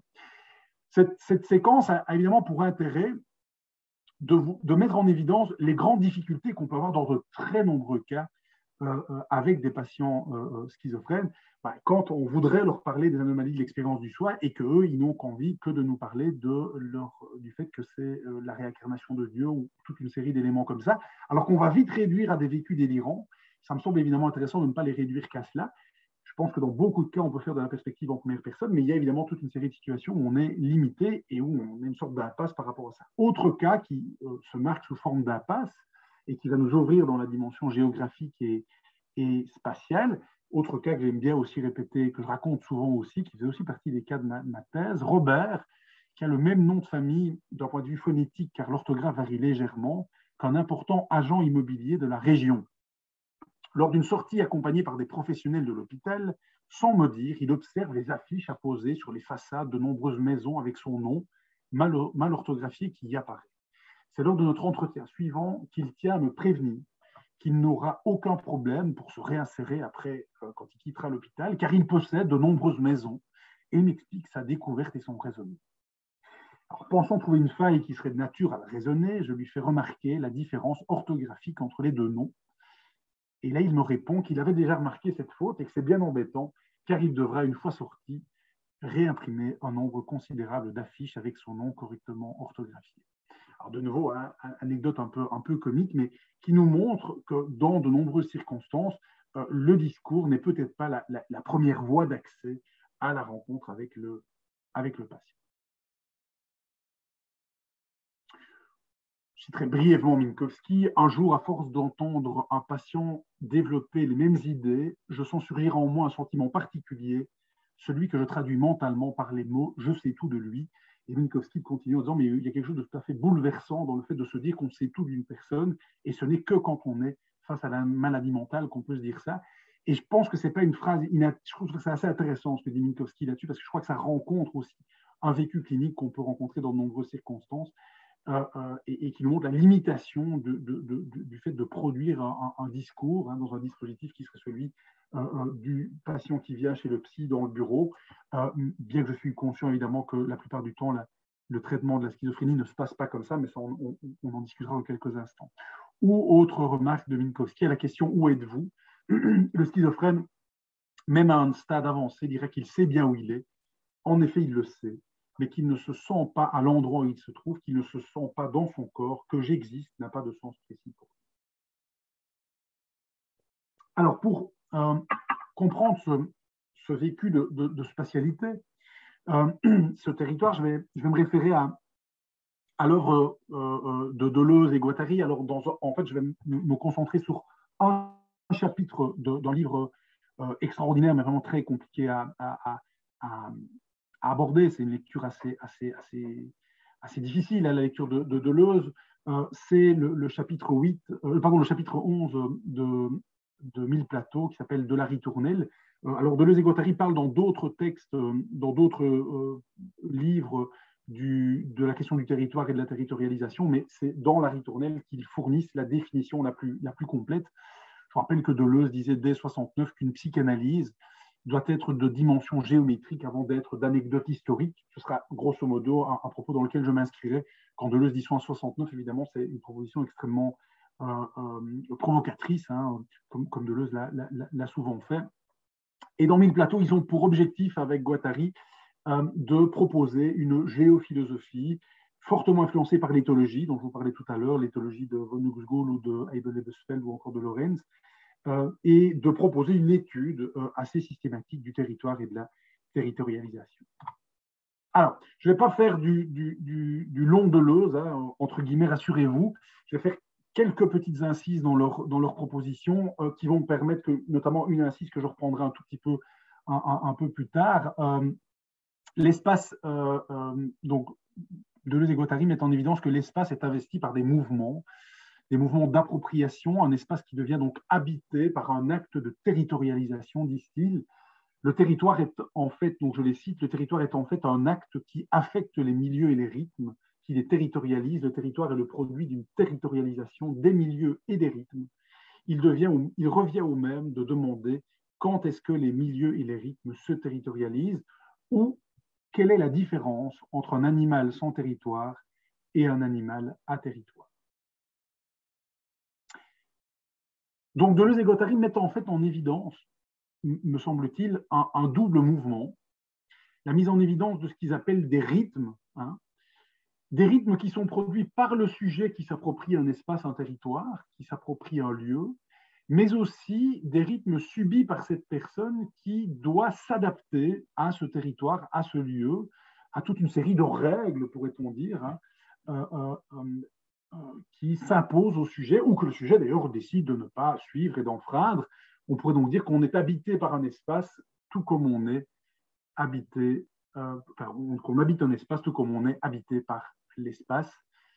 Précisément, nous disent-ils, il y a territoire dès que des composants de milieu cessent d'être directionnels pour devenir dimensionnels. Donc, on n'est plus dans la direction, mais dans la dimension. Quand elles cessent d'être fonctionnelles pour devenir expressives, donc c'est l'expressivité du sujet qui se révèle plutôt qu'une fonction. Il y a donc territoire dès qu'il y a expressivité du rythme. C'est l'émergence de matière d'expression, de qualité qui va définir le territoire. Et ce territoire, alors c'est dit très vite, mais on pourrait dire que c'est en quelque sorte la socialisation. Il est intimement lié au social, à l'autre, aux autres. C'est la capacité pour le sujet à intégrer l'autre dans sa géographie intime. Le territoire, et ce sera une citation importante parce qu'on la reprendra en fin d'intervention, en tout cas très brièvement, le territoire, c'est d'abord la distance critique entre deux êtres de même espèce. Il faut marquer ces distances. Ce qui est mien, c'est d'abord ma distance. Je ne possède que des distances. Je ne veux pas qu'on me touche. Je grogne si on entre dans mon territoire. Je mets des pancartes. La distance critique est un rapport qui découle des matières d'expression. Il s'agit de maintenir à distance les forces du chaos qui frappent à la porte. Maniérisme, l'éthos est à la fois demeure et manière, partie et style. Et je vous proposerai d'être particulièrement attentif à cette dernière phrase, l'éthos, qui nous fait tout de suite penser à la notion d'éthique, mais aussi d'éthologie, j'en parlais tout à l'heure. L'éthos, c'est à la fois le lieu, le territoire, la demeure, mais c'est aussi la manière d'être, le style, et on peut déjà voir que cette analogie est intéressante en soi. Et donc l'hypothèse qu'on retirera de Deleuze et Guattari, c'est que la territorialisation est une faculté qui permet une analyse heuristique de la schizophrénie, et ils formulent leur hypothèse comme cela. C'est la seule fois dans Mille Plateaux, dans le chapitre 11, où ils parlent de la schizophrénie. Ils en parlent beaucoup plus dans d'autres livres, comme dans l'Anti-Édipe, vous le savez sans doute. Il y a tout un art des poses, des postures, des silhouettes, des pas et des voix. Deux schizophrènes se parlent ou déambulent, suivant des lois de frontières et de territoires qui peuvent nous échapper. Alors, j'ai une petite anecdote clinique, mais je vais la passer parce que j'ai envie de respecter l'heure 20, l'heure 25 d'intervention, et donc je vais peut-être passer quelques dias de temps en temps. Et vous dire qu'on peut donc peut-être en arriver à reprendre au fond cette hypothèse de Stengelini que plutôt qu'une perte de sens, on en parlait tout à l'heure, la pathologie schizophrénique est bien une perte de sens commun, de capacité commune, ce qu'on a appelé aussi avec mon vieux maître Jean-Marie Gauthier, de corps commun. On perd le corps commun à l'autre, le territoire commun. La difficulté du sujet schizophrène se situe prioritairement dans le social, la signification relationnelle des événements. Et donc, évidemment, il y a une application thérapeutique tout à fait décisive. Le problème cesse alors de reposer uniquement sur les déficits d'un sujet malade pour reposer sur les modes d'entrée en relation proposés par ce sujet, mais aussi par son interlocuteur. Et ça me semble évidemment tout à fait fondamental dans le champ de la thérapie. L'équation schizophrénique serait donc comment être avec les autres au milieu d'un espace, ou comment investir un espace au milieu des autres. C'est une question qui nous concerne tous, bien sûr, mais qui nous concerne chacun de manière très réflexive. Elle est chez nous probablement, en tout cas la plupart du temps, intuitive, automatique.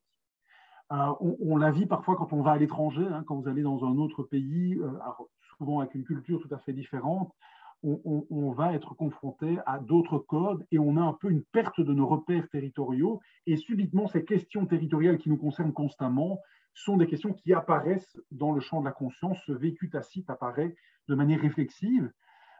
Eh bien, précisément, le schizophrène serait comme un vacancier toujours dans un pays qu'il connaît, puisqu'il se poserait ces questions pré-réflexives, intuitives et automatiques de manière fondamentale. Ça le submergerait. Je cite Barry qui nous dit « Ma place au milieu des autres est devenue une énigme. Quand je rentre dans une pièce, je ne sais pas où me mettre, ni comment me positionner. Je ne m'y retrouve plus avec la place que je dois avoir par rapport aux autres. J'ai parfois l'impression d'être trop proche et parfois les autres me semblent si lointains.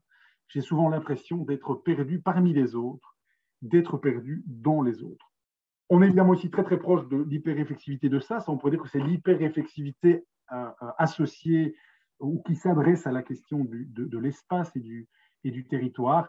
La territorialisation qui devrait être vécue spontanée, qui font partie de notre spontanéité, de notre insouciance de la vie, devient une énigme, une impasse, une équation.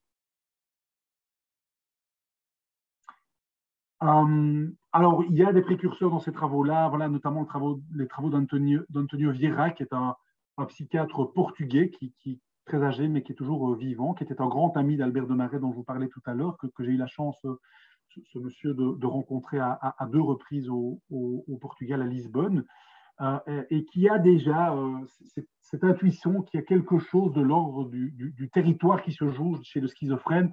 Je le cite rapidement, tout se passe comme si le schizophrène était un homme qu'un vecteur inconnu déplacerait sans cesse vers la frontière de son territoire. Le malade atteint de schizophrénie se comporte en quelque sorte comme l'animal dont le territoire se rétrécit et qui devient en conséquence menacé par des intrus, ou plutôt il se comporte comme s'il commençait à ne pas reconnaître les repères de son propre territoire. Alors il y a plein évidemment d'anecdotes et de séquences qu'on pourrait convoquer. Moi j'aime beaucoup chez Bonfils cette phrase sur laquelle je travaille. C'est le projet d'un prochain livre que je suis en train d'essayer de terminer, qui s'appelle cette phrase d'un roi sans royaume, qui me semble tout à fait parfaite pour de nombreux patients schizophrènes. Bon, il y a des annotations, etc.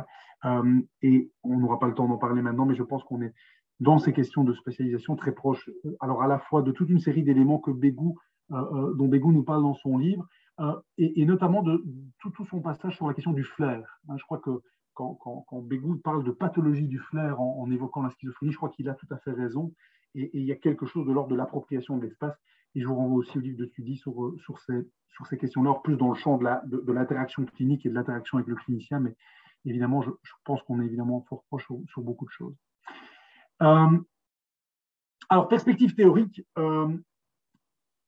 la territorialité est-elle le reflet du soi? Est-ce qu'on territorialise comme on est ou est-ce qu'on est en territorialisant? C'est un travail assez important pour moi que je viens de terminer. Enfin, il vient d'être accepté dans l'évolution psychiatrique, donc c'est un article qui sera prochainement publié. Vous savez qu'on a généralement, dans le champ de la phénoménologie et de la psychopathologie phénoménologique, tendance à se référer aux travaux notamment de Gallagher ou de Zahavi, qui considèrent qu'il y a un self avec 2 dimensions à ce self, un minimal self et un soi narratif, un self pré-réflexif et un self réflexif. Donc d'un côté, il serait implicite, non conceptuel et primitif. De l'autre, il serait explicite, conceptuel et discursif. Ce serait la capacité à se raconter, à actualiser, à avoir un récit sur soi, autobiographique. C'est évidemment très central dans le champ de la psychothérapie, très central chez Ricoeur, très central à mon avis dans l'histoire de la psychothérapie en général d'ailleurs, très proche de la psychanalyse à plein d'égards. Il me semble qu'on pourrait proposer, alors c'est une proposition, mais c'est qu'il y a peut-être une sorte de self intermédiaire, une sorte que l'on proposerait d'appeler, il n'y a pas de scoop, c'est annoncé dans mon titre, un self territorial, self qui serait lui-même préconceptuel, infralangagier, pré-narratif, donc il n'est pas de l'ordre du soi narratif, mais il est, à la différence du minimal self, un self expérientiel, vécu dans la relation à l'autre. C'est un self qui se forge dans l'expérience même de la vie et à même mon corps. Et vous voyez revenir cet ethos de Deleuze tout à l'heure, ou de l'éthologie. Ce serait un self éthique, d'une certaine manière, qui convoque notre ethos, c'est-à-dire notre style d'existence, le caractère, la manière d'être, les habitudes et les mœurs. Et il me semble que dans le modèle classique de la lecture phénoménologique, on a, en tout cas avec ce tableau-là, peu de place pour ce self qui n'est ni minimal, ni narratif, mais en fait expérientiel. Alors il y a plein de contre-exemples dans ce que enfin, il y a plein de justifications dans la littérature. On pense notamment à la notion d'être au monde de Heidegger et reprise beaucoup par Binswanger, qui évidemment est d'emblée, à mon avis, très proche de ce self territorial. Mais ça me semble intéressant de faire ces propositions-là. En tout cas, moi, elles semblaient tenir la route, je dirais, théoriquement. Donc le self territorial serait l'être que je suis, que nous sommes tous, à la pratique, grâce à la pratique de la vie elle-même, par mes actions dans un milieu donné, la territorialisation, milieu qui me façonne au moins autant que je le transforme en retour. C'est une question de posture, d'allure de vie, de style, de manière de se mouvoir, de s'exprimer, d'agir, de réagir, de ressentir. C'est la mise en forme expérientielle, affective, pratique et relationnelle avant d'être langagière et narrative. Pour le dire en une formule, je suis moins celui qui s'autoproclame psychologue ou psychothérapeute que celui qui manifeste une prédisposition favorable à la rencontre clinique de mes patients, qui agit et vit la clinique, territorialise avec enthousiasme, voire peut-être même avec passion. Alors, on aurait pu se référer à la situation, mais je vais passer ça. Je vais passer aussi Sartre et la désituation. Avant de basculer sur la dernière partie théorique, je voudrais simplement citer Laurent, lors d'un entretien IWI, qui nous dit ceci. Vous savez, il y a plusieurs réalités, plusieurs univers. Il y a la réalité de la pensée, il y a la réalité de l'existence. Mais personne, donc je lui pose la question, avez-vous le sentiment d'être dans l'une au détriment de l'autre? Et il me répond, mais personne ne peut être dans les deux réalités. Soit on est spectateur, soit on est acteur. Depuis ma schizophrénie, je suis souvent spectateur, un peu en dehors de l'univers où sont tous les autres. Là où tous les autres habitent, ce n'est pas que je ne les comprends pas, c'est que je les comprends mieux. Ce qui est évidemment une phrase incroyable. Et alors, Proust, qui semble dire à peu près avoir les mêmes préoccupations que Laurent, nous sentons dans un monde, nous pensons, nous nommons dans un autre. Nous pouvons entre les deux établir une concordance, mais non combler l'intervalle. Alors, je vais tout de suite enchaîner sur la perspective thérapeutique pour rester dans des temporalités raisonnables. Et je pense que j'ai encore besoin de 10 minutes à peu près, 10 minutes, un tout petit peu plus. Parce que je crois que, certes, il y a des conséquences théoriques à la réflexion sur le self ou sur le soi territorial. Il y a aussi des conséquences nosographiques, mais je ne vais pas en parler ici, mais à mon avis, ça permet aussi une réflexion sur le diagnostic de schizophrénie et de faire la différence que fait très peu la phénoménologie entre schizophrénie et psychose. Et il y a des psychoses qui ne sont pas schizophréniques, et je pense qu'elles concernent le soi territorial et peut-être moins le minimal self, mais ça c'est autre chose. Et interrogeons maintenant une troisième forme de conséquence qui est celle du thérapeutique. Alors je ne vais pas développer toute la dimension thérapeutique qui est très centrale en phéno, très centrale en psychanalyse aussi bien sûr, cette dimension narrative qui consiste à proposer au sujet, alors c'est une proposition, hein, d'autres la formuleraient probablement un peu différemment, de verbaliser à propos de son vécu et d'intégrer ce ressenti dans sa biographie. Évidemment, ça reste l'un des piliers de toute forme thérapeutique, c'est certain, et ce n'est pas moi qui vais dire le contraire. Une rencontre intersubjective autour de l'expérience profonde, minutieusement déployée, est un moment qui peut être évidemment décisif pour les personnes, qu'elles soient d'ailleurs malades mentales ou non, qui se vivent comme étant incomprises, qui souvent se vivent comme étant incomprises. Cette dimension thérapeutique convoque le soi narratif et contribue à la construction et au vécu de l'expérience à travers la médiation de la narrativité. Cet aspect de la thérapie a pour objectif de comprendre le sujet et de permettre de déplier le monde dans lequel il s'exprime. Ce monde, une fois déplié, est alors plus vivable. C'est du moins l'hypothèse, hein, au fond, de cette perspective narrative qu'on retrouve en phéno, en psychanalyse. Mieux on comprend le monde, mieux on le déplie, plus on pourra y vivre avec plus d'harmonie. On peut raisonnablement penser que s'il est mieux compris, et si cette compréhension est le fruit d'une complicité avec autrui, le thérapeute, c'est évidemment fondamental, ce n'est pas une compréhension seule, hein, le sujet vivra de façon moins troublée les particularités, voire les anomalies de ces expériences. C'est du moins le pari implicite de cette position et de cette proposition thérapeutique. Comprendre l'existence permet de mieux exister. Nous construisons le sens à travers notre histoire et notre capacité à la raconter. Alors, je vais passer cette question sur la question moderne, ce n'est pas fondamental. Alors, bien qu'il soit possible de douter de cette proposition narrative, bien qu'il soit possible de douter que cette proposition narrative soit systématiquement exacte pour le thérapeute et pour la thérapie, il est en revanche impossible de la rejeter intégralement. Pour le dire autrement, on peut se demander si cette dimension narrative fonctionne pour chaque sujet, mais par contre, dire que ça ne fonctionne jamais, ce serait quand même assez difficile intuitivement de pouvoir justifier ça. D'une part, le gain d'intelligibilité est source d'évolution et de création du sujet par lui-même. Cette thèse est la thèse centrale de l'identité narrative chez Ricoeur. Parler de soi, c'est s'inventer, nous dit Ricoeur, on connaît cette hypothèse. D'autre part, le propre de la rencontre clinique est que ce gain est acquis par un acte relationnel, collectif, un discours prononcé à plusieurs voix, co-construit. Il y a valeur ajoutée en termes de sens, mais celle-ci prend toute sa profondeur grâce à la connivence qui relie les responsables de ce bénéfice. Alors, outre ces apports thérapeutiques cruciaux, et vous voyez sans doute vers où je veux en venir, il est aussi utile, à mon avis, de se référer à cette dimension spatiale, territoriale de l'expérience thérapeutique. Et ce, au moins pour deux raisons. La première est que les personnes en souffrance manifestent souvent un excès de recours à la partie narrative de soi. C'est évidemment le cas dans la schizophrénie avec l'hyperréflexivité. La seconde raison tient au fait que si l'expérience territoriale et ces difficultés sont particulièrement centrales chez l'individu et particulièrement problématiques chez le schizophrène, il est cohérent de chercher à les rencontrer dans la dynamique clinique.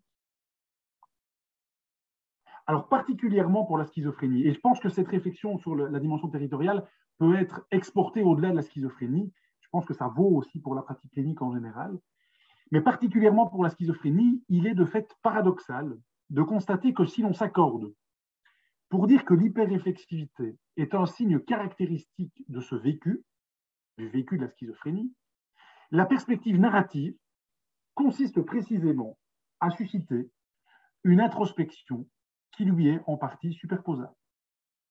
Bien entendu, le fait que cette activité se produise, et je me répète, dans le cadre d'une relation avec le thérapeute, et soit assurément de nature différente que l'acte hyperréflexif, caractérisé par sa dimension solipsiste, ne doit évidemment pas être minimisé. Il est troublant, toutefois, de constater que la solution thérapeutique principale, le discours à propos de l'expérience, est superposable au symptôme cardinal du trouble, la tendance à interroger sur un mode réflexif les phénomènes implicites et a priori tacites. Et je dois bien vous avouer que cette affaire, c'est une affaire qui me gêne depuis toujours et qui me semble extrêmement importante à interroger dans le sens de la lecture phénoménologique des pathologies. Une piste thérapeutique cohérente pour des patients qui interrogent la vie plutôt que de la vivre consiste, me semble-t-il, à les aider à moins participer à cette connaissance technique de l'expérience et à les rejoindre au niveau pré-réflexif, c'est-à-dire dans la relation, en leur proposant des séquences leur permettant de retrouver l'insouciance de la vie, la naïveté et la spontanéité d'une expérience en première personne qui cesse de se questionner. Alors, une chose importante, cette dimension territoriale dans la pratique clinique, particulièrement de la schizophrénie, est en fait, à mon avis, pour bon nombre, sinon pour l'ensemble des thérapeutes, une évidence. Je pense qu'ici, je n'invente rien, je crois que je fais simplement mettre des mots, je ne fais que mettre des mots sur des pratiques qui sont là et qui se pratiquent déjà, mais ça me semble intéressant de le faire avec un background théorique derrière pour pouvoir aussi le justifier, et aussi, ce n'est pas anecdotique, pour pouvoir le justifier dans le champ institutionnel, parce que bien souvent, on veut gommer ces démarches-là dans les activités thérapeutiques, je vais y venir dans quelques instants. C'est d'ailleurs peut-être moins une évidence pour le monde de la recherche, qui ne vit généralement pas au quotidien auprès des patients. Les thérapeutes savent qu'avant toute forme de dialogue, l'essentiel de la thérapie est de construire une interaction, une capacité à partager un sens commun, à arpenter un territoire partagé. Et je vais même encore un peu plus loin, et je considère qu'il serait erroné de penser qu'il s'agisse là d'un simple préalable, qui permettrait ensuite d'arriver à des modalités plus subtiles et plus essentielles. Je ne suis pas du tout convaincu que l'objectif, c'est de poser les bases spatiales pour en arriver au nec plus ultra que serait la narrativité. Je pense qu'on peut faire de la narrativité, on peut faire de la spatialité. Rencontrer le pré-réflexif sans la médiation du langage est sans doute un acte capital de la thérapie qui passe par le corps. La particularité de ces actes est que, bien qu'étant intrinsèquement thérapeutiques, ils ciblent ou rencontrent la dimension pré-réflexive du sujet. Ils doivent dès lors être paradoxalement produits sans objectif thérapeutique annoncé.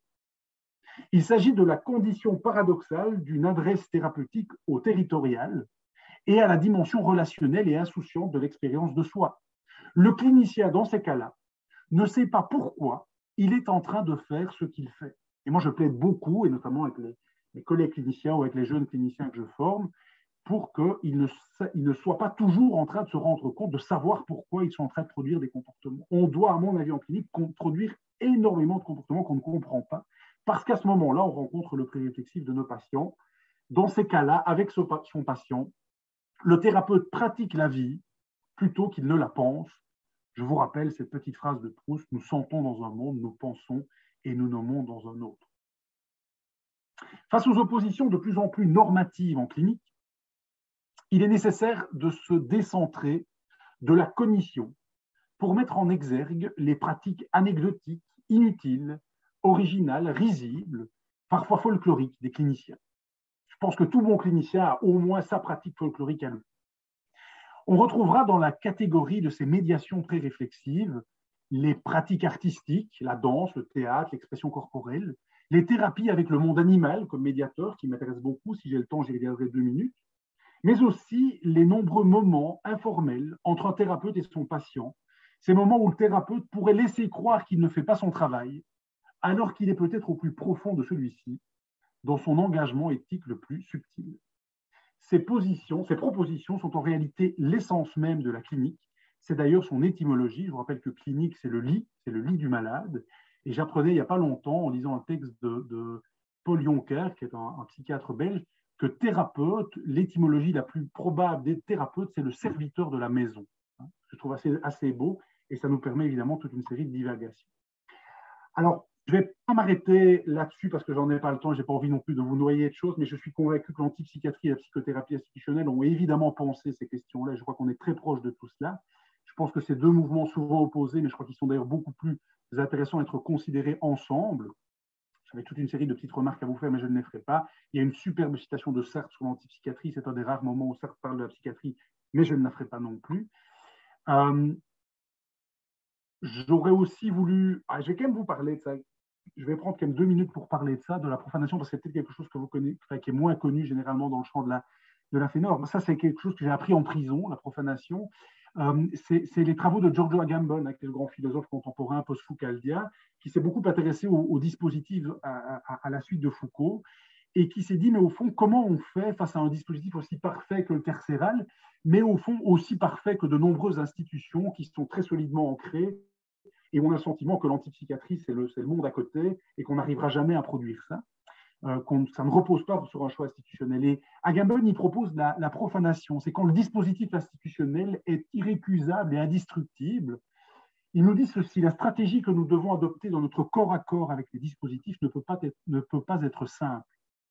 Il s'agit en fait de libérer ce qui a été saisi et séparé par les dispositifs pour le rendre à l'usage commun. Et profane ce qui de sacré ou de religieux qu'il était se trouve restitué à l'usage et à la propriété des hommes. Et je crois que c'est plus qu'anecdotique cette proposition-là d'Agamben. Moi, je crois que dans de nombreux milieux institutionnels, on doit parfois profaner, c'est-à-dire parfois faire des choses extrêmement simples, mais qui font que quelque chose qui appartient au dispositif institutionnel, alors c'est le cas particulièrement dans les prisons, vous le savez, mais c'est aussi le cas dans de nombreuses institutions, et de pouvoir se positionner à côté du patient pour profaner avec lui, pour faire en sorte que cet objet qui appartient à l'institution devienne un objet qui appartient au patient. J'ai un petit cas clinique, je vais voir si j'ai le temps de vous le dire. Proche de ça, James C. Scott, qui est un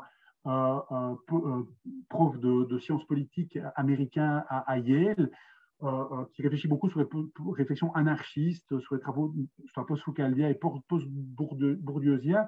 Il a inventé le concept d'infrapolitique et d'infrapouvoir. C'est extrêmement proche de ça.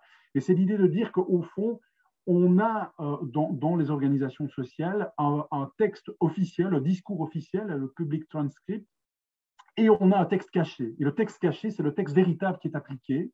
Et il dit, mais il y a toujours une distance entre ce qui est produit par le professionnel, la personne, le thérapeute, et ce qu'on lui demande de produire. Et on applique un programme, mais en fait, on va l'appliquer d'une certaine manière. Pour le dire autrement, la tâche prescrite n'est pas l'activité, il y a toujours un écart, et c'est ce que Scott appelle l'infrapolitique et l'infrapouvoir, et je crois que c'est extrêmement thérapeutique aussi de ce point de vue-là. Bon, je vais vous passer l'exemple ces exemples cliniques-là pour ne pas que ce soit trop long, et je vais terminer sur ces deux diacis. D'abord, sur la question de la médiation animale, parce qu'elle m'intéresse beaucoup, et je crois qu'elle est très proche de ce que j'ai pu dire. Vous savez que maintenant, on pratique beaucoup les thérapies médiées par le monde animal, qui fonctionnent vraiment très, très bien. On sait très bien qu'avec toute une série de troubles, et au fond, de nombreux troubles, que ce soit, il y a des études qui montrent que ce soit dans le champ de la schizophrénie, de l'autisme, ça a été beaucoup, beaucoup fait, mais aussi, par exemple, de la dépression, le travail avec le monde animal est vraiment fournit des résultats thérapeutiques tout à fait importants. Et ce qui est intéressant, c'est que personne ne sait trop dire pourquoi. Mais pourquoi est-ce que ça marche? Alors, je n'ai pas de réponse à ça, mais j'ai une piste. J'avais une étudiante il y a quelques années qui avait fait un mémoire remarquable sur la question de la thérapie. Elle s'est intéressée à l'animal de compagnie de 5 personnes dépressives. Et elle montrait vraiment en quoi cet animal avait vraiment aidé ces personnes dépressives à sortir de leur torpeur et de leurs difficultés, et dont 2 qui avaient adopté un animal de compagnie d'un point de vue thérapeutique. C'était leur thérapeute qui leur avait proposé. Et dans la défense de son mémoire, de son travail de fin d'études, je lui avais dit, mais au fond, est-ce que, maintenant que tu as montré l'utilité des animaux pour soigner les humains, est-ce que tu penses que si on prenait des humains pour soigner les animaux d'un point de vue psychique, ça marcherait? Alors, elle a cru que je la taquinais un peu, que je la cherchais un peu, mais en fait, c'est une question très sensée, parce que je ne suis pas convaincu que ça marcherait, parce que je pense que le problème de l'humain, s'il était amené à devoir être thérapeute pour les animaux, c'est que d'emblée, il se saurait thérapeute. Et c'est que d'emblée, il jouerait le thérapeute, il incarnerait le rôle et la fonction de thérapeute, il en aurait même peut-être certaines attitudes, certaines postures. Et je crois qu'il ne rencontrerait pas ce génie thérapeutique de l'animal, qui est précisément de ne pas se savoir thérapeute, ou thérapeute sans le savoir, probablement dans les 2 sens du terme d'ailleurs, de l'amphibologie. Et je crois que c'est une vraie posture thérapeutique tout à fait fondamentale, et je crois qu'elle est éminemment phénoménologique. Je pense qu'il ne faut pas que être dans une absence de savoir, mais je pense qu'il faut beaucoup l'être aussi. C'est cette dimension où le thérapeute est dans le soi territorial et est donc en train d'avoir une relation, je dirais, presque pure avec son patient. Je ne sais pas si c'est un très beau mot, le mot pur, mais en tout cas, rencontrer le même degré que l'animal quand il rentre en interaction avec. Et vous savez d'ailleurs que Freud, à la fin de sa vie, était très, très intéressé. Il faisait toutes ses séances de psychanalyse à la fin de sa vie avec son chien qui s'appelait Joffy. Et il y a des traces, des lettres et des écrits inédits qui semblent justifier le fait que Freud disait à la fin, il faudrait repenser toute la psychanalyse et il faudrait intégrer des chiens et des animaux dans les séances de psychanalyse. Les gens croyaient qu'il devenait un peu gâteux, mais je crois que non. Je crois que Freud avait vraiment trouvé quelque chose de tout à fait exact, et j'ai tendance à être d'accord. Je ne mets pas un animal dans toutes mes consultations, je le fais d'ailleurs assez rarement parce que ça se prête assez mal, mais je suis convaincu qu'il y a vraiment beaucoup, beaucoup de choses à comprendre en les observant et en comprenant ce qui se passe dans l'interaction entre l'animal et l'humain. Pour le dire autrement, et de manière peut-être un peu plus concrète pour vous et pour nous, je pense que l'institution psychothérapeutique devrait intégrer de l'inutile ou le préserver. Et je crois que c'est un des drames de l'évolution managériale des gestions institutionnelles, c'est qu'on gomme tout ce qui est inutile pour rentabiliser et pour rendre le thérapeute de plus en plus utile, de plus en plus occupé à soigner son malade. Et je crois qu'en faisant ça, en fait, on détruit le soin. Et très souvent, quand on fait des supervisions, on doit d'abord faire tout un travail pour faire en sorte de restituer ce qui a été détruit par toutes ces logiques qui pensent que le soin, c'est des moments où on est en train de pratiquer des programmes thérapeutiques tout à fait inscrits. Et je crois qu'on a suffisamment d'arguments théoriques, j'en ai montré une partie aujourd'hui, pour justifier que c'est une absurdité de dire ça. Ça, c'est le travail institutionnel et spatial d'où fonctionne le thérapeute et les thérapeutes. Mais le thérapeute, à mon avis, doit lui-même faire ce travail, il doit parvenir à expérimenter son inutilité. Je crois que c'est assez proche de ce que les psychanalystes appellent le contre-transfert. Il faut parvenir à se néantiser, pour le dire avec Sartre, ou à être là, pour le dire avec Deligny, ce qui n'est pas si simple à faire d'ailleurs, et ce qui est d'ailleurs source de beaucoup de conflits, de frustration chez les thérapeutes en général. Je termine par deux auteurs qui m'ont donc guidé aujourd'hui et que je vous aurais donc fait subir, hein, Deleuze et Guattari, qui me font proposer une sorte d'invitation à la balade. Je vous ai proposé d'être attentif à plusieurs reprises à cette question de balade ou de promenade comme acte thérapeutique qui a la possibilité de se perdre au sens primaire du terme, hein, en arpentant les sentiers que sont la rue, le chemin, le couloir de l'hôpital, de l'institution, voire d'ailleurs de la prison. Un détenu en prison qui me disait, qui est en prison depuis plusieurs années, qui me disait « C'est incroyable, ça fait plusieurs années que je n'ai même plus la possibilité de me perdre. » C'est une phrase tout à fait incroyable. Et donc je termine avec Deleuze et Guattari, la promenade. C'est un meilleur modèle que le névrosé couché sur le divan, un peu de grand air, une relation avec le dehors.